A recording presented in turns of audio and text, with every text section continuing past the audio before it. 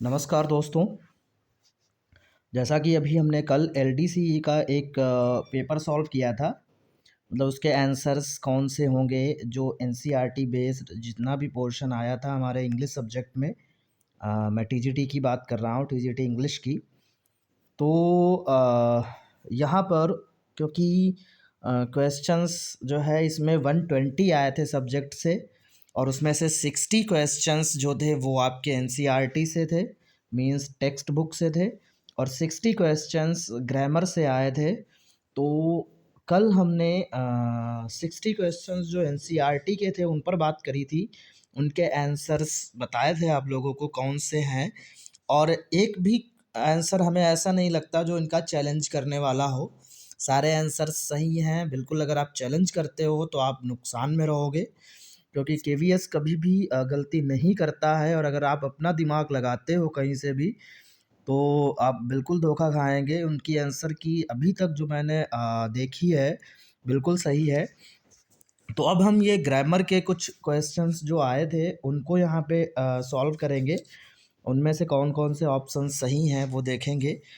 तो जैसा कि ये 61 क्वेश्चन है आपका, जो कि 60 सब्जेक्ट के हम कल सॉल्व कर चुके थे। तो जैसा कि क्या है ये, इन the following question identify the underline clause in the given sentence. तो यहाँ पे एक बात मैं बताना चाहूँगा कि क्लॉज से बहुत सारे क्वेश्चंस इनके रहते हैं। ये कुछ ही ऐसे पोर्शन है जिनको कवर करते हैं, क्योंकि पीजीटी का भी पेपर जब 2018 में हुआ था बहुत सारे क्वेश्चंस क्लॉज से थे, और क्लॉज में भी जो इनके क्वेश्चंस थे वो थे रेन एंड मार्टिन से। तो एक बार रेन एंड मार्टिन की एक्सरसाइजेज आप लोग देख लेना। उसके जो एग्जांपल्स दिए हैं उनमें जो एक्सरसाइजेज दी हैं उनको सही से पढ़ लेना। उन्हीं से फंसेंगे और उन्हीं को ये प्रूफ भी मानते हैं, क्योंकि जो उस बुक में दिया है वही इनकी आंसर की में रहता है।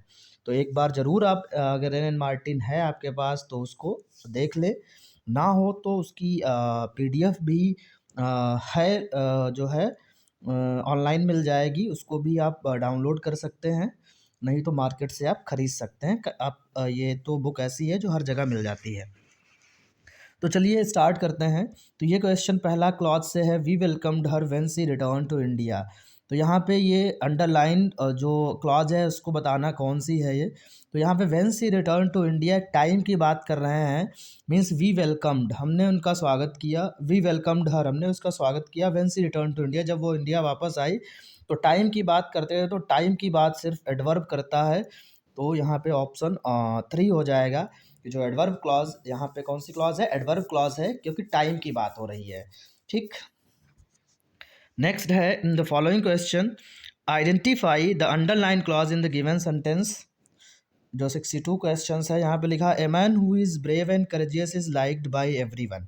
तो यहाँ पे a man who is brave, एक मनुष्य, एक आदमी, who is brave and courageous is liked by everyone, जो बहादुर और साहसी होता है उसको हर कोई पसंद करता है। तो यहाँ पे ये क्वालिटी बताई गई है एक इंसान की।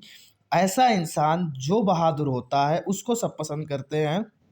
तो जब भी क्वालिटी की बात हो, जब भी कुछ ऐड ऑन की बात करी जाए तो एडजेक्टिव क्लॉज होती है। तो यहाँ पे आपका ऑप्शन 2 हो जाएगा, ये है एडजेक्टिव क्लॉज।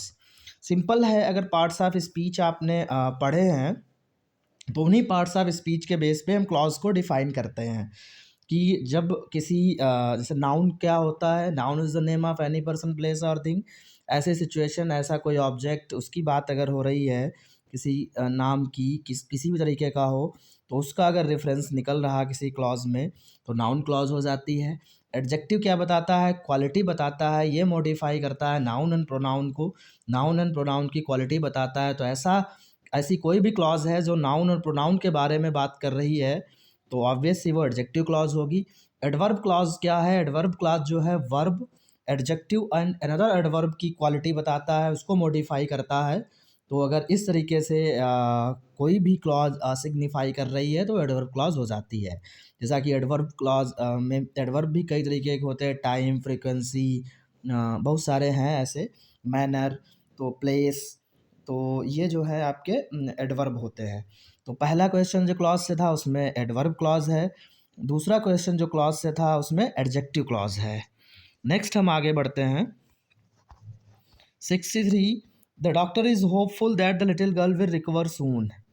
तो यहाँ पे पूछा गया the doctor is hopeful that the little girl will recover soon. तो ये रिकवरी की बात हो रही, तो रिकवरी जो होगी वो क्या होता है, वो नाउन होता है उस सिचुएशन की, और दैट लगा हुआ है तो यहाँ पे नाउन क्लॉज हो जाएगी। ठीक, यहाँ पे क्या हो गया, नाउन क्लॉज हो गई। Doctor is hopeful that the little girl will recover soon. फिर नेक्स्ट है आपका ये 64, in the following question identify the underline clause in the given sentence. Underline clause जो है आपको इसमें बताना है।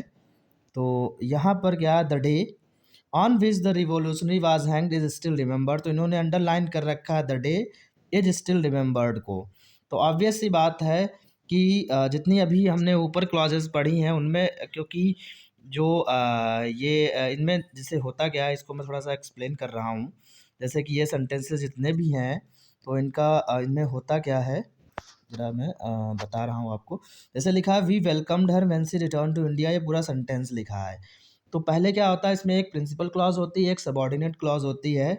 तो वी वेलकम्ड हर ये प्रिंसिपल क्लॉज है, बाकी जो अंडरलाइन है वो सबऑर्डिनेट क्लॉज है, और नाउन एडजेक्टिव एडवर्ब ये सबऑर्डिनेट क्लॉज का ही एक पार्ट है। तो समझ गए ना मैं क्या बताना चाहता हूँ, कि एक सेंटेंस में अगर दो क्लॉज हैं तो मे बी हो सकता दोनों प्रिंसिपल क्लॉज हों, मे बी हो सकता है उसमें एक प्रिंसिपल हो एक सबऑर्डिनेट हो, और मतलब कोऑर्डिनेट कह रहे हैं वो जो है अभी जो मैंने पहले बोला वो कोऑर्डिनेटिंग होती हैं, कोऑर्डिनेटिंग कंजंक्शन से जुड़ी होती, दोनों एक जैसी ही होती हैं, उन पे कोई किसी पे डिपेंड नहीं करती है। तो यहाँ पर क्या है, इसमें इस तरीके के सेंटेंस में एक क्लॉज दूसरे पे डिपेंड करती है, और जो क्लॉज जिस पे डिपेंड करती है वो डिपेंडेंट होती है, और जो नहीं करती है वो इंडिपेंडेंट होती है। तो जो इंडिपेंडेंट होती है उसे हम मेन क्लॉज कहते हैं, और जो डिपेंड करती है किसी पर वो सबऑर्डिनेट क्लॉज होती है। तो हम मेन क्लॉज और सबऑर्डिनेट क्लॉज की बात करेंगे, तो सबऑर्डिनेट क्लॉज के 3 टाइप्स होते हैं, नाउन, एडजेक्टिव एंड एडवर्ब। तो हमेशा जो ये सेंटेंस जैसे व्हेन से स्टार्ट हुआ, इधर हु से स्टार्ट हुआ, दैट से स्टार्ट हुआ, तो ये क्लॉज डिपेंड कर रही हैं, इसलिए सबऑर्डिनेट हैं। तो इस तरीके से, और इन्होंने इन इसमें भी सबऑर्डिनेट क्लॉज को अंडरलाइन किया है। अब सबऑर्डिनेट क्लॉज में इन्होंने पूछा ये कौन से नाउन है, एडजेक्टिव है या एडवर्ब है। ऐसे इसमें भी इन्होंने सबऑर्डिनेट को अंडरलाइन किया है, पूछा है नाउन है, एडजेक्टिव है, एडवर्ब है, क्योंकि प्रिंसिपल तो होगी नहीं। ठीक है, क्योंकि प्रिंसिपल को अंडरलाइन नहीं किया है। अब मैंने इसका जिक्र इसलिए किया कि ये जो सेंटेंस है 64, इसमें इन्होंने क्या किया है, प्रिंसिपल क्लॉज को अंडरलाइन कर दिया है, the day is still remembered, क्योंकि ये on which the revolutionary was hanged ये थी सबऑर्डिनेट। अगर इसको अंडरलाइन करते तब हमें पता लगाना पड़ता है कि नाउन है, एडजेक्टिव है या एडवर्ब है, लेकिन इन्होंने क्या किया है, प्रिंसिपल क्लॉज को ही अंडरलाइन कर दिया है, तो इसका ऑप्शन हो जाएगा प्रिंसिपल क्लॉज। आई होप आपको समझ में आया होगा। ना समझ में आया हो तो अभी मैं वैसे भी क्लॉज पे एक वीडियो बनाऊंगा मैं, जो क्लॉज से बहुत सारे क्वेश्चंस आते हैं, और क्लॉज को समझाऊंगा क्लॉज में कैसे हम आइडेंटिफाई करते हैं। ठीक है, नेक्स्ट है द जज believe that the convict was innocent. तो यहाँ पर भी अगर देखा जाए तो 65 आपका क्वेश्चन है। तो इसमें जो है 65 में क्या है, यहाँ पे द जज believed that the convict was innocent. तो इसमें भी नाउन क्लॉज है ये। ठीक है, इसमें भी ये क्या है, ये नाउन क्लॉज है। नेक्स्ट अगर बात करें, अब ये है डायरेक्ट इनडायरेक्ट हमारे। तो डायरेक्ट इनडायरेक्ट में क्या है, ये कुछ क्वेश्चंस दिए हैं और बड़े आसान से हैं, मतलब पेपर ओवरऑल बहुत ही सिंपल था ये। इसमें आराम से पूरे में पूरे नंबर जितने भी हैं, इंग्लिश में तो जो भी 120 पूछे गए थे, अब कन्फ्यूज़न में एक दो भले ही गलत हो, नहीं तो पूरे नंबर लाए जा सकते थे, और लोग लाएंगे भी। इसमें है in the following question change the form of narration from direct to indirect narration. तो my cousin said to me has your father return from Chandigarh, ये सेंटेंस लिखा है, इंट्रोगेटिव सेंटेंस है। तो इसमें क्या होगा, माई कजिन आस्क्ड हो जाएगा, देख लीजिए कि इसमें आस्क्ड है, सेकंड में है, थर्ड में है, तो और सेकंड थर्ड में भी फिर ये माई इंट्रोगेटिव का फर्स्ट टाइप है, तो my cousin asked me, if या वेदर दोनों लग सकते हैं। फिर योर फादर का हो जाएगा माई फादर, फिर हैज़ का हो जाएगा had, if my father had return from Chandigarh, तो जैसे इसमें दूसरा वाला एलिमिनेट हो जाएगा क्योंकि इसमें क्वेश्चन मार्क लगा हुआ है, क्योंकि जब भी हम डायरेक्ट को इनडायरेक्ट में चेंज करते हैं तो हम उसको असर्टिव सेंटेंस बना देते हैं और क्वेश्चन मार्क, एक्सक्लेमेशन मार्क सारे हट जाते हैं। तो इसका जो करेक्ट ऑप्शन है वो थर्ड है। ठीक है, 66 का जो करेक्ट ऑप्शन है वो थर्ड है। My cousin asked me if my father है रिटर्न फ्रॉम चंडीगढ़।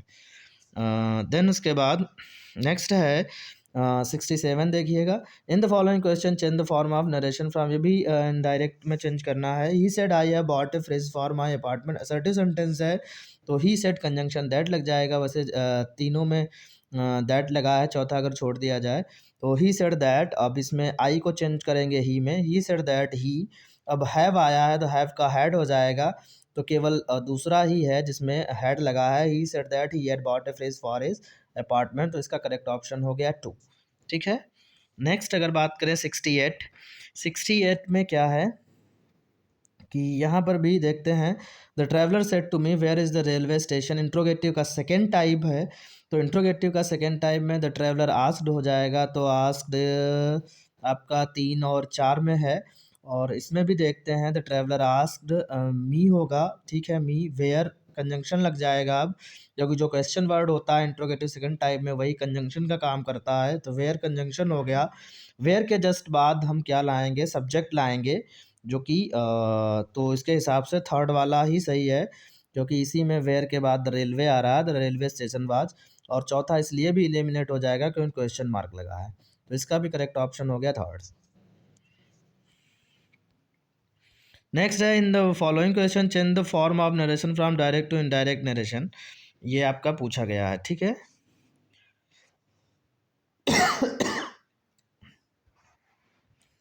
इसमें आपका हम देखते हैं क्या लिखा है। My friend said to me when will you return my book, ये भी इंट्रोगेटिव सेकंड टाइप है, तो माई फ्रेंड आस्क्ड मी हो जाएगा। व्हेन अब यहाँ पे कंजंक्शन हो जाएगा, व्हेन और यू का आई होगा क्योंकि व्हेन के जस्ट बाद हम सब्जेक्ट लाएंगे। When I would return his book, तो थर्ड हो जाएगा। 69 का यहाँ पे थर्ड जो है वो करेक्ट है। My friend asked me when I would return his book. Next है in the following question change the form of narration from direct to indirect narration, तो सेंटेंस है आपका the politician said to the mass India is bound to be the leader of the world, तो इसकी वो बात कर रहे हैं, तो यहाँ पे हो जाएगा आपका India is bound to be the leader of the world. तो अब इन्होंने क्वेश्चन मार्क लगा दिया यहाँ पे, आई थिंक ये मिस प्रिंट हुआ होगा इनका। तो the politician told the masses that लग जाएगा India was bound to be the leader of the world, तो यहाँ पे सेकेंड हो जाएगा। The politician told the masses that the India was bound, इसको हम वाज में चेंज कर देंगे, तो इसका करेक्ट ऑप्शन आपका 2 हो गया है। ठीक है, नेक्स्ट यहाँ पे अब ये कुछ आपके fill in the blanks determiners हैं, उनको फिल करना है। अब डिटरमाइनर में there is butter in the cupboard, तो बटर जो है काउंटेबल नहीं है, तो इस वजह से हम सम का यूज़ करेंगे, तो 71 की जगह पे 71 का सम हो जाएगा third. There is some butter in the cupboard. ठीक है, कपबोर्ड में कुछ बटर रखा हुआ है। नेक्स्ट है in the following question fill in the blanks with, इसमें भी determiner has he return the book he had borrowed, तो यहाँ पे द आ जाएगा क्योंकि द पर्टिकुलर बुक की बात कर रहे हैं, कि वो उस बुक की बात कर रहा है जो उसने उससे उधार ली थी, जो उसने पढ़ने के लिए ली थी। उसने कहा क्या उसने वो ऐसी बुक वापस कर दी है जो मुझसे ली थी। नेक्स्ट है आपका 73 इंडिया एक्सपेक्ट्स, ये भी डिटरमाइनर है, तो इंडिया एक्सपेक्ट पर्सन, तो ऑब्वियसली सिंपल सा है, एवरी हो जाएगा। Every person, India expects every person to work hard for the betterment of the country, India ऐसा एक्सपेक्ट करता है कि हर नागरिक जो है सही से काम करे बेटरमेंट के लिए।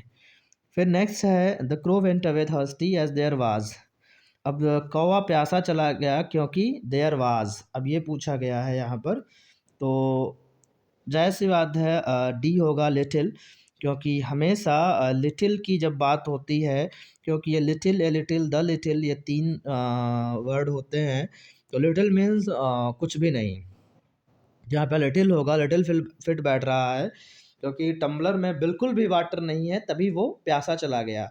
अगर ए लिटिल का यूज़ करोगे तो उसमें फिर हो जाता है कुछ, मतलब उसमें है, थोड़ा-सा उस सेंस में हो जाता है। तो बिल्कुल पानी नहीं था तभी वो प्यासा चला गया, अगर पानी होता तो प्यासा ना जाता, इसलिए लिटिल हो जाएगा। नेक्स्ट है आपका even in the change times he still retains the friendship of. अब जैसे कि लिटिल लिटिल द लिटिल होता है, ऐसे ही फ्यू द फ्यू होता है। लिटिल वहाँ पे यूज करते हैं जिसको हम काउंट नहीं कर सकते, फ्यू का वहाँ पे यूज करते हैं जिसको हम काउंट कर सकते हैं। बाकी मतलब तीनों का सेम है, एक जैसा ही है। जो मतलब लिटिल का है वही मतलब फ्यू का है, मीन्स बिल्कुल नहीं। अ फ्यू का जो मतलब है वही लिटिल का मतलब है, द फ्यू का जो मतलब है वही द लिटिल का मतलब है। बस एक काउंटेबल से पहले यूज होता है, एक अनकाउंटेबल से पहले यूज होता है। तो फ्रेंड्स हैं, फ्रेंड्स को हम काउंट कर सकते हैं, इसलिए फ्यू का ऑप्शन यहाँ पे दिया गया है। अब उसने कहा even the change time he still remains the friendship of. तो जाहिर सी बात, अ फ्यू है, मतलब अभी भी, इस समय भी जब इतना परिवर्तन हो गया तब भी वो कहता अभी भी उसकी कुछ फ्रेंड से फ्रेंडशिप है, अभी भी वो रखे हुए हैं, बनाए हुए हैं। तो अ फ्यू हो जाएगा। अगर फ्यू यूज करेंगे तो फिर नहीं है, मतलब कोई भी फ्रेंड नहीं है, तो वहाँ पे बिल्कुल नेगेटिव सेंस में वो चला जाएगा, इसलिए फ्यू नहीं होगा, अ फ्यू सही है बिल्कुल यहाँ पर। नेक्स्ट है आपका यहाँ पे आपका है in the following question fill in the blank with appropriate phrasal. अब फ्रेजल वर्ब से कुछ क्वेश्चंस हैं। After much persuasion by the authorities the strike has been. अब ये कॉल्ड ऑफ हो जाएगा, कॉल्ड ऑफ मीन्स कैंसिल। जैसे कि मान लो हड़ताल थी, तो बहुत ज़्यादा जो अधिकारी थे उन्होंने मनाया उनको, तो स्ट्राइक इसलिए कैंसिल कर दी गई, वहाँ से ख़त्म कर दी गई, एंड कर दी गई। तो कॉल्ड ऑफ मीन्स होता है एंड करना। ठीक है। नेक्स्ट होता है 77 है यहाँ पर।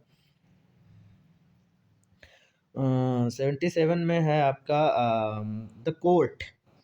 अब इसमें भरना है came after, came across, came down heavily on the prosecution lawyers for miss handling the case.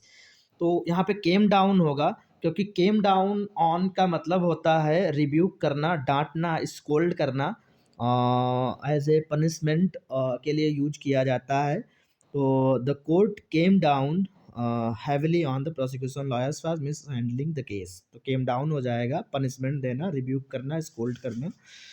फिर नेक्स्ट है in the following question fill in the blanks with appropriate phrasal verb. The couple found it difficult to with each other and file for a divorce. तो get along होता है, get along का मतलब कि जो जोड़ा था उसको बड़ी दिक्कत हो रही थी साथ में रहने में। गेट अलोंग का मतलब अलोंग मीन्स ही होता है किसी के साथ चलना। तो गेट अलोंग मतलब उनको आपस में कोप अप करने में प्रॉब्लम थी, इसलिए उन्होंने डाइवर्स के लिए फाइल कर दिया। तो गेट अलोंग हो जाएगा, difficult to get along. Then है आपका after a long legal fight the two party decided to.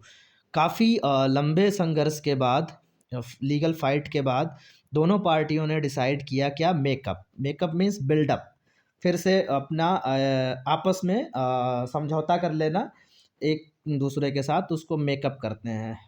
Made up जैसे नहीं होता है अपना माइंड मेकअप करना, तो मेकअप यहाँ पे हो जाएगा, आपस में समझौता कर लेना। देन है आपका 80 क्वेश्चन है आपका।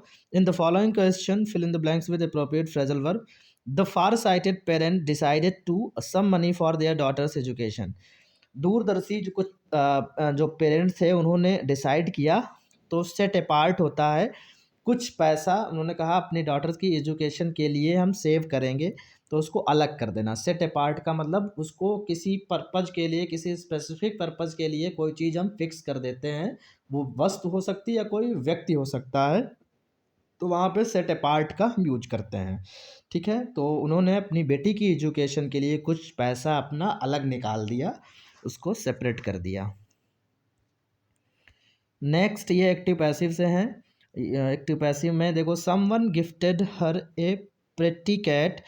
तो इसका टू ऑप्शन हो जाएगा, क्योंकि ए प्रेटी कैट ऑब्जेक्ट है, इधर आ जाएगा। और ये गिफ्टेड सेकेंड फॉर्म है, तो सेकेंड फॉर्म में वाज लगता है। मैंने एक्टिव पैसिव पे वीडियो बनाया, उसको आप देख सकते हो, बड़ा आसान तरीका समझाया है कि सेकेंड फॉर्म जब होती है तो उसमें वाज लगता है। ठीक है, तो यहाँ पे वाज या वर आता है तो ये pretty cat was gifted to her. और यहाँ पे someone, by no one, by everyone, by everybody, by somebody उनका यूज नहीं करते हैं। जैसे थर्ड सेंटेंस में भी सेम है, pretty cat was gifted to her by someone, लेकिन बाय समवन ने खेल बिगाड़ दिया, इसलिए यहाँ पे जो करेक्ट ऑप्शन होगा वो टू है। ठीक है, क्योंकि बाय समवन, बाय एवरीवन ये नहीं यूज होता है। नेक्स्ट है चेंज द फॉलोइंग सेंटेंस आपका active voice to passive voice क्या है। द पुलिसमैन अरेस्टेड, ये भी अरेस्टेड है सेकंड फॉर्म है, इसमें भी वाज लगेगा। तो ऑब्जेक्ट क्या है इसमें, the policeman arrested the suspicious looking man, तो द सस्पिशियस लुकिंग मैन इधर आ जाएगा। तो द सस्पिशियस लुकिंग मैन तीनों में है, तो द सस्पिशियस लुकिंग मैन और अरेस्टेड जो है आपकी सेकेंड फॉर्म है, तो यहाँ पे मैंने लिख रखा है सेकेंड फॉर्म वाज वर। तो थर्ड में ही है was arrested, the suspicious looking man was arrested for theft by the police. अगर एक्टिव पैसिव में कोई भी कंफ्यूजन हो, मेरा वीडियो बड़ा उसको आप लोग देख सकते हैं, मैंने अच्छे से समझाया, उसमें बड़ा सिंपल रूल बताया है। वर्ब की फर्स्ट फॉर्म में इज आर एम लगाते हैं, वर्ब की सेकंड फॉर्म है तो वाज वर लगाते हैं। दो रूल ये हैं, बाकी उधर बी, बीइंग, बीन, तीन रूल वो हैं। बी कब आता, मॉडल्स हैं तब बी आ जाएगा। बीइंग कब आएगा, जब आईएनजी फॉर्म दी होगी तब बीइंग आ जाएगा। बीन कब आएगा, जब थर्ड फॉर्म दी होगी तब बीन आ जाएगा। बड़ा सिंपल है, इसके अलावा एक्टिव पैसिव में कोई रूल नहीं, ये 5 रूल हैं। समझना है तो देख सकते हैं आप उसको। नेक्स्ट है change the following sentence from active voice to passive voice. यहाँ पर क्या है, why were they laughing at you, तो इसमें आईएनजी फॉर्म है तो बीइंग लगेगा, ध्यान रखना। और इंट्रोगेटिव सेंटेंस है तो इंट्रोगेटिव ही रहेगा।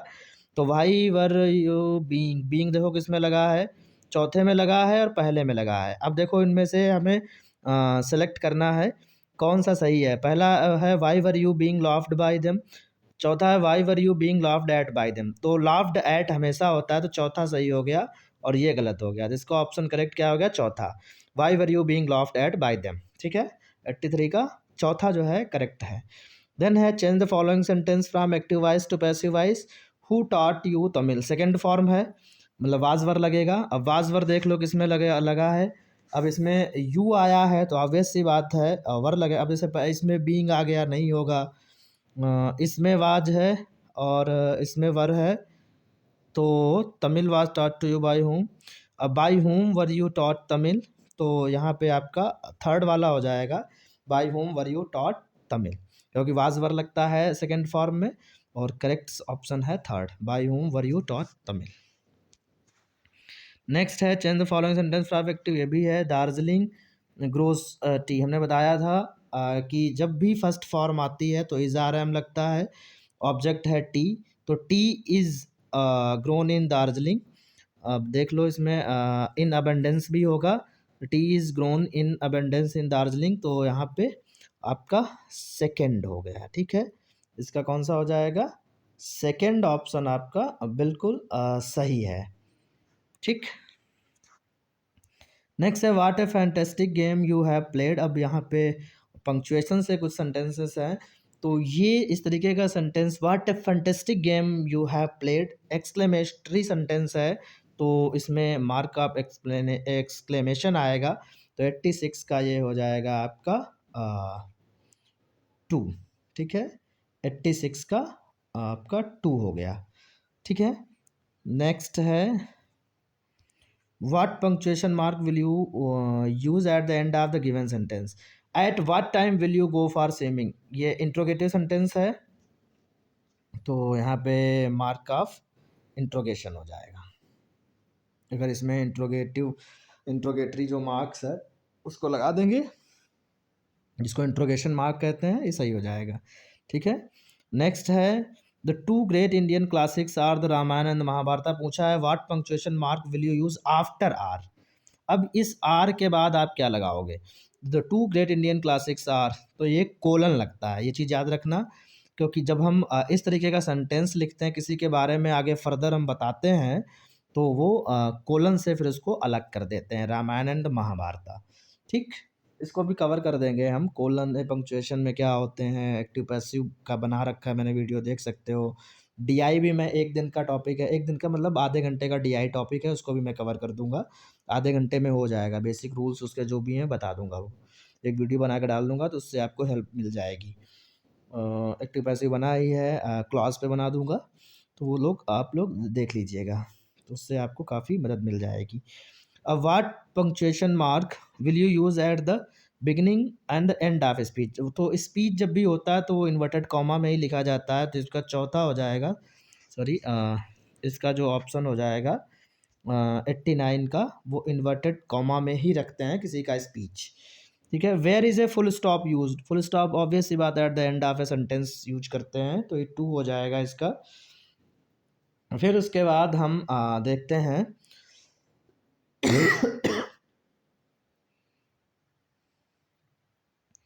नेक्स्ट जो है 91, in the following question rearrange the parts in correct order to make a meaningful sentence. ये रीअरेंज हैं, तो रीअरेंज में देखते हैं according to reliable report several bogies of Assam एक्सप्रोस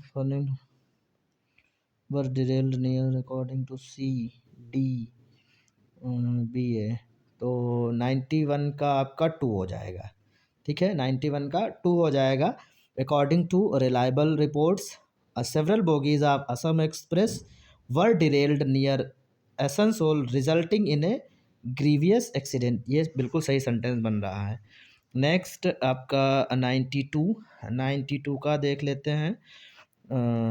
तो यहाँ पर a number of measures were taken to augment the resources of the fund staffed MCD of Delhi। तो तो इसका थर्ड हो जाएगा, number of measures were taken to augment the resources of the funds staffed MCD of Delhi। Third option सही है। Next 93 का no sooner had he reached his office, तो A D then a big explosion. ठीक है, पहला हो जाएगा no sooner had he reached his office then a big explosion rock the hotel right opposite it. Next है in the following question reason the part in the correct और make a meaningful sentence. इसका बनेगा on reaching the railway station he looked around to find a coolie to lift his luggage but found none. तो on reaching B C D A but found, B C D A fourth वाला हो जाएगा इसका correct option B C D A. Next होगा इसमें there is a strong demand from the public that the government should open more schools and hospitals for the welfare of the people। तो there is C D A B, तो इसका 2 हो जाएगा C D A B। ठीक है, 95 का 2 हो जाएगा। नेक्स्ट है 96 का on hearing the repeated knocks the house owner went and to his surprise found a lion. तो सी डी ए बी। ठीक है, इसका चौथा हो जाएगा सी डी ए बी। ठीक है, 96 का फोर्थ। नेक्स्ट आपका जो है इसमें the one can fight laziness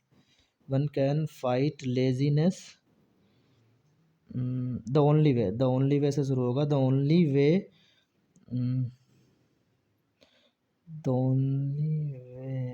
one can fight laziness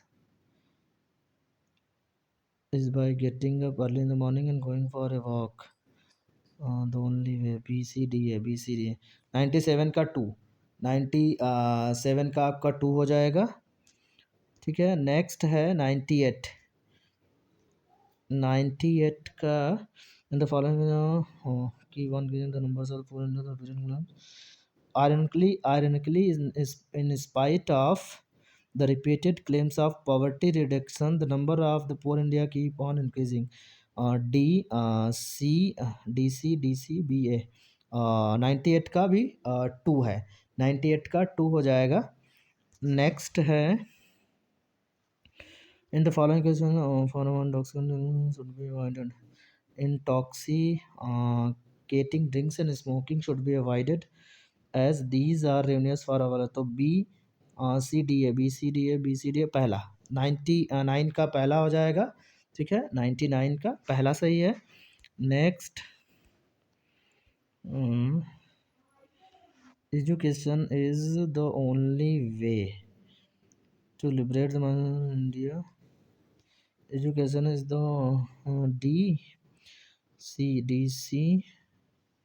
B है, डी सी बी है, और थर्ड हो जाएगा, थर्ड, ठीक है।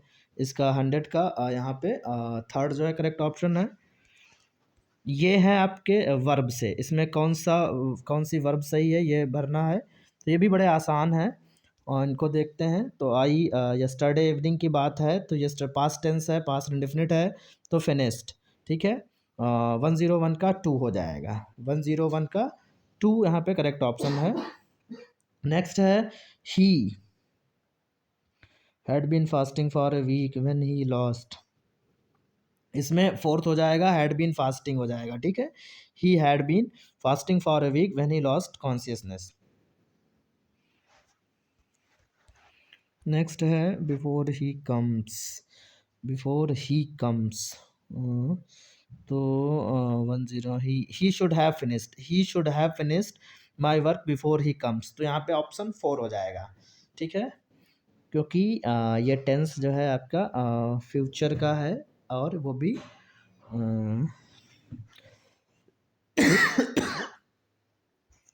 पास्ट में है। नेक्स्ट द प्लेन,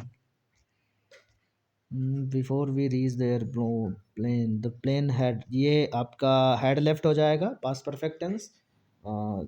दो काम होते हैं, अभी तक सारे सेंटेंसेस ऐसे ही आए हैं दो काम वाले, तो ये had left before he reach the airport, क्योंकि सेकंड फॉर्म है इधर, इसलिए हैड लेफ्ट होगा। ऊपर जो है फर्स्ट फॉर्म थी, इसलिए फ्यूचर की वर्ब उधर यूज होगी।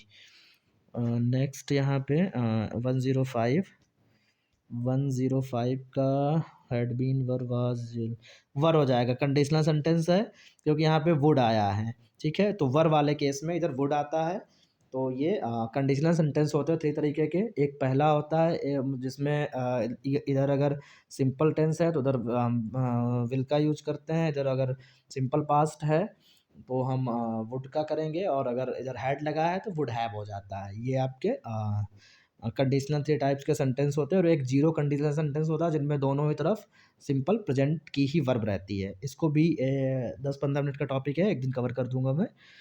तो were I in his place I would pay the rent on the spot.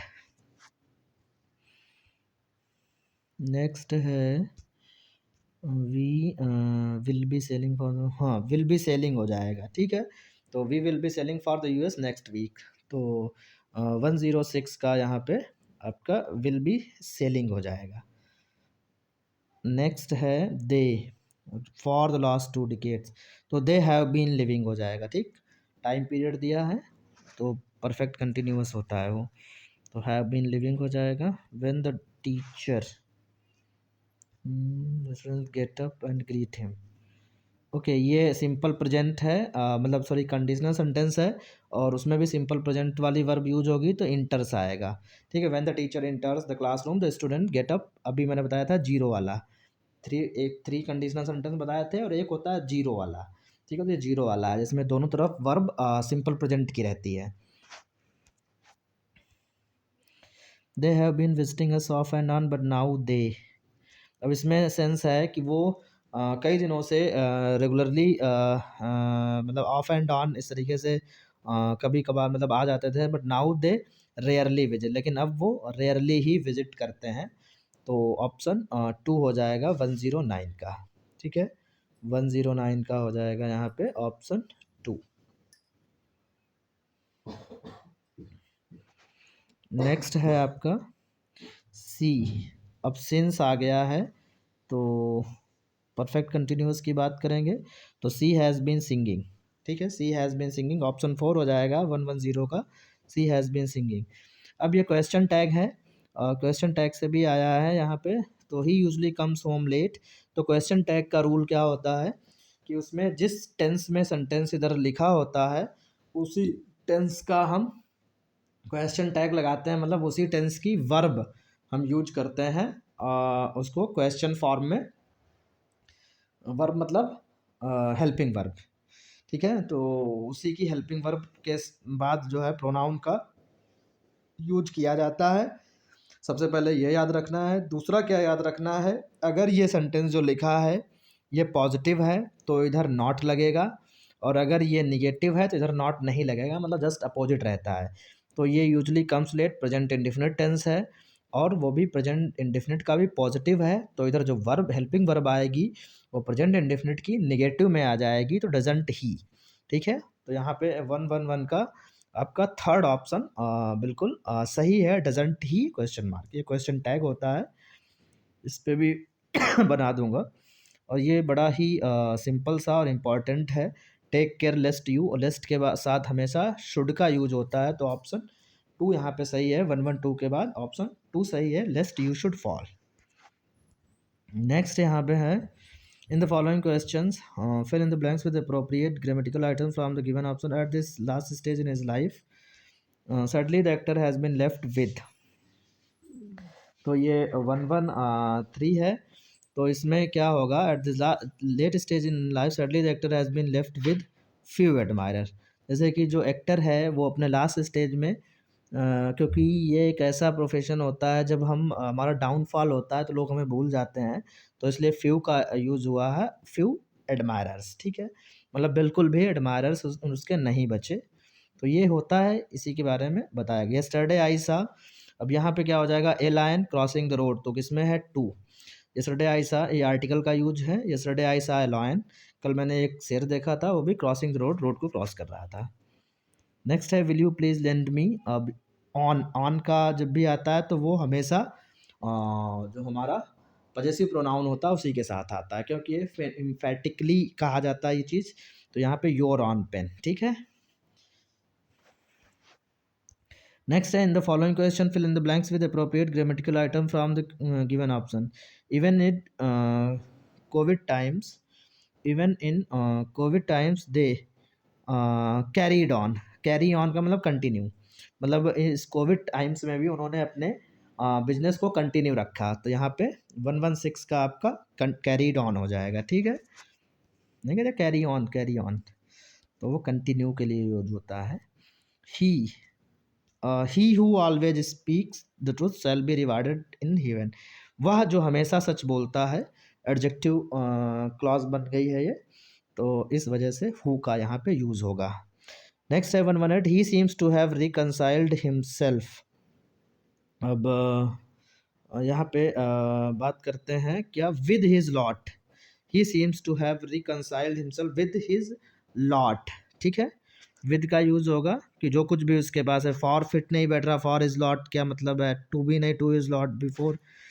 तो अब लंबा वीडियो बन जाता, मैंने इसलिए चीज़ों को सही से, मतलब सही से क्या उसको काफ़ी एक्सप्लेन नहीं किया। कम से कम 1-1.5 घंटे का वीडियो बनता है, अगर आपको चाहिए तो कमेंट बॉक्स में लिखिए, मैं इस चीज़ों को एक्सप्लेन भी कर दूंगा कि कैसे ऐसे क्वेश्चंस को किया जाता है। अभी सिर्फ मैं आंसर बताने की प्रयास कर रहा हूँ, इसको कैसे करेंगे बताइएगा। मैं थोड़े थोड़े पार्ट में, जैसे कि क्लॉज है उसको अच्छे से समझा दूंगा, जितने क्वेश्चन आए हैं आपके डिटरमाइनर से जितने आए हैं, कि कैसे एलिमिनेशन प्रोसेस से हम कर सकते हैं। ये तरीका वैसे मैंने बताने की बहुत सारे वीडियोस में कोशिश करी है। अगर आपको लगे बताने की ज़रूरत है तो कमेंट बॉक्स में बोलिएगा, मैं एक एक सेगमेंट को, एक एक पार्ट को सही से उसका विद एक्सप्लेनेशन कि कैसे हम कर सकते हैं, क्यों ये ऑप्शन होगा और क्यों और ऑप्शन नहीं होंगे, मैं बताऊँगा। ठीक है, नेक्स्ट है, in the following question fill in the blank with appropriate grammatical item from the given options. You should start early for the station, इसमें हो जाएगा अदरवाइज। तो 119 का 3, क्योंकि रीज़न की बात करी गई है कि आपको जल्दी स्टेशन जाना चाहिए, नहीं तो आपकी, अदरवाइज का मतलब नहीं तो, या अन्यथा you will miss the train, आप जो है अपनी ट्रेन को मिस कर देंगे। अब ये आखिरी क्वेश्चन होगा आई थिंक, हाँ 120 आखिरी क्वेश्चन है। ये है, I shall dismiss you from service, I shall dismiss you from service if you are late again. तो ये वार्निंग दी गई, यदि आप लेट हो गए तो आपको सर्विस से बर्खास्त कर दिया जाएगा। कंडीशन की बात करी गई यहाँ पर। तो ये कुछ क्वेश्चंस थे आपके, आई थिंक हाँ 120 क्वेश्चन थे, 60 क्वेश्चंस थे आपके एनसीईआरटी से, 60 क्वेश्चंस थे ये ग्रामर से। अब है क्या कि मैंने सॉल्व किया है कौन सा ऑप्शन सही है, और बताने की कोशिश करी है, आप लोग मैच कर लीजिए। और कृपया आंसर की को चैलेंज मत कीजिएगा, क्योंकि मैंने सुना शायद कुछ इन्होंने रखी भी है कॉस्ट 1000 रुपये कुछ भी, तो वो आपके चले जाएंगे, क्योंकि इनके सारे आंसर सही हैं। मतलब एक एक आंसर बिल्कुल जस्टिफाइड है, कोई भी गलती नहीं है आंसर में। आंसर की में मतलब इंग्लिश की मैं बात कर रहा हूँ, जो मैंने सब्जेक्ट अभी देखा है। बाकी मैं पेडागोजी और रीज़निंग वो भी मैंने देखी नहीं है, उसको भी मैं देख के उसको सॉल्व करा दूँगा, बताऊँगा कि अगर कुछ ऐसा है, ठीक है?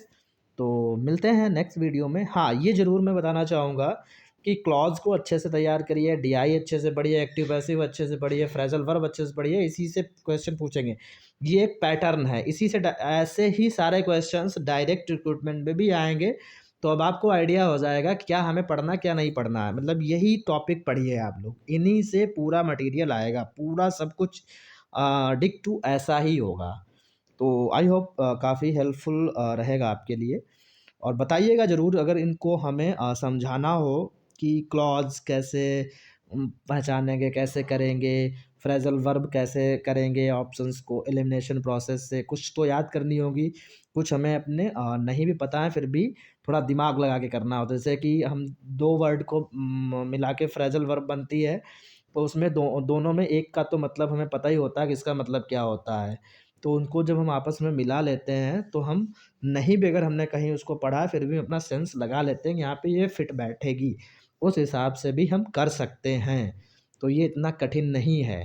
अगर लगे बताने की ज़रूरत है तो एक बार हमसे कमेंट में बोलिएगा, मैं उसको समझाऊँगा, बिल्कुल समझाऊँगा मैं। ठीक है? तो चलिए मिलते हैं नेक्स्ट वीडियो में। तब तक के लिए नमस्कार।